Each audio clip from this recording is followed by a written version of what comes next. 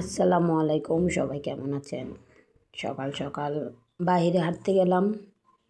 একটু হেঁটে এসে ভাবলাম একটু রুটি বানিয়ে ফেলি। বাচ্চা কাচ্চা হাজব্যান্ড সবাই ঘুমাচ্ছে, তার জন্য কী করলাম, সকাল সকাল উঠে একটু হেঁটে আসলাম। হেঁটে এসে রুটি বানাইতে লেগে পড়লাম। তো আমি রুটিগুলো বেলতেছিলাম। আজকে কাজটা অনেক বেশি হয়ে গিয়েছে, রুটি থেকে যাবে, কারণ আমার ছেলে মেয়ে তো একটার বেশি তো খাইই না। অনেকগুলো হয়ে গেছে, কী করব বুঝতেছি না। এই তো প্রায় একটা রুটি বেলা শেষ। আমি আস্তে আস্তে করে সবগুলো রুটি বেলে নেব। বেলতে বেলতে একা একা তো বেলতেছি আর ভাবতেছি ওরা কখন ঘুম থেকে উঠবে। আর এখন অনেক ঠান্ডা পড়ে, আমার মেয়ের স্কুলও বন্ধ, তার জন্য ওদের স্কুল থেকে উঠতে উঠতে লেট হয়ে যায়। ঘুম থেকে উঠতে উঠতে লেট হয়ে যায়, প্রায় অনেক লেট করে ফেলে। আমার হাজব্যান্ডের তো ডিউটি আছে, তার জন্য উঠে যায়, উঠে নাস্তা খেয়ে চলে যায়, কিন্তু ওরা উঠে না, ওরা থেকেই যায়। ভাবতে ভাবতে রুটিগুলো বেলা শেষ হয়ে যাচ্ছে, এই আর কি। ওরা ঘুমাচ্ছে, আমি রুটিগুলো বেলে ওদেরকে ডাকবো না, আমার হাজব্যান্ডকে ডাকবো। ডেকে আমার হাজব্যান্ড খেয়ে চলে যাবে আর বাচ্চাদেরকে আস্তে দিয়ে উঠাবো আর কি। গলার অবস্থাও ভালো না, দেখতেই তো পাচ্ছেন, প্রচুর ঠান্ডা পড়তেছে, গলা ভেঙে আছে। এটা আমার একটা করে রুটি বেলাগুলো শেষ হয়ে যাচ্ছে, অর্ধেক রুটি বেলা শেষ।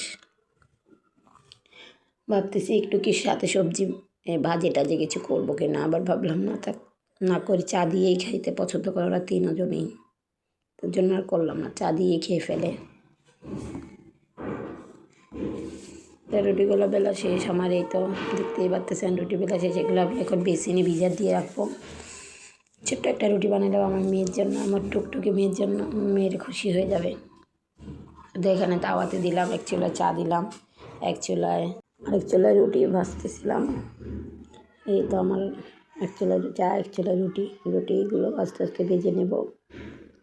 রুটিগুলো ভেজে নেওয়ার পর ওদিকে আবার শুনতেছি আমার হাজব্যান্ড উঠে গেছে, ও মনে ওয়াশরুমে গেছে।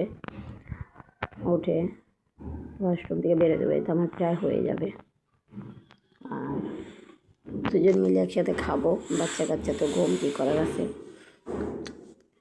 দুজন মিলে একসাথে খাওয়া দাওয়া করবো, তারপর আস্তে ধীরে বাচ্চা কাচ্চাকে ডাকবো।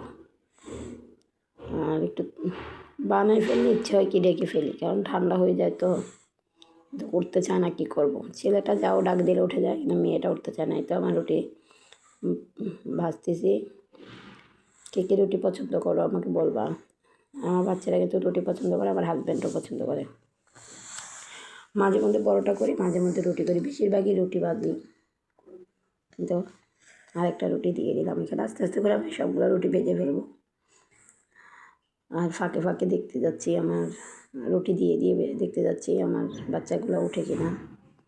রান্নাঘর বেডরুম থেকে একটুখানি কাছাকাছি না, একটু দূরে, মানে বেডরুমের পরে ওয়াশরুম, তারপর ডাইনিং, তারপর আমার রান্নাঘর।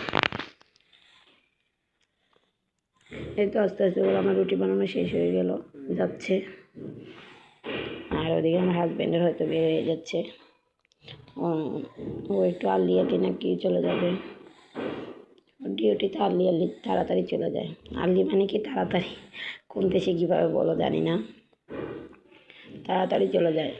ডিউটি যদি থাকে 10টায়, ও 9:45 চলে যায়।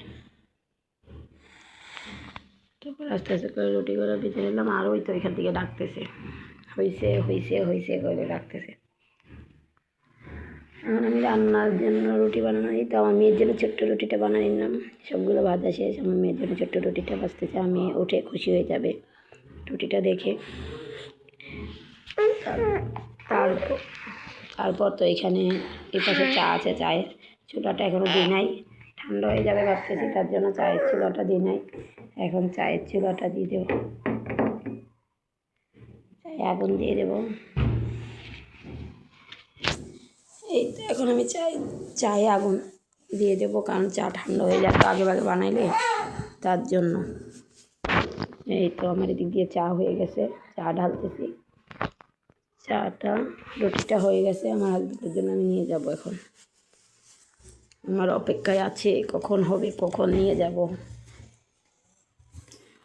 এই তো আমার চাটা হয়ে গেছে, চাও আজকে বেশি হয়ে গেছে, ওরা নামের চা খায়। এই তো আমার হাজবেন্ড আমার পাশেই চলে আসছে, এই তো আমার হাজবেন্ড খাচ্ছে। ও তাড়াহুড়ো খায়, ও বলে যে তো আমি চাই একটু আগে আগে ডিউটিতে যাব। পানি খাচ্ছে, আর আমরা কিন্তু বোতল দিয়ে পানি খাই, কেউ কিছু মনে করবে না, আমরা বোতল দিয়ে পানি খেতে ভালো লাগে। এর জন্য আমিও, আমার হাজবেন্ডও বোতল দিয়ে খায়, ওরা তো মামপট দিয়ে খায়।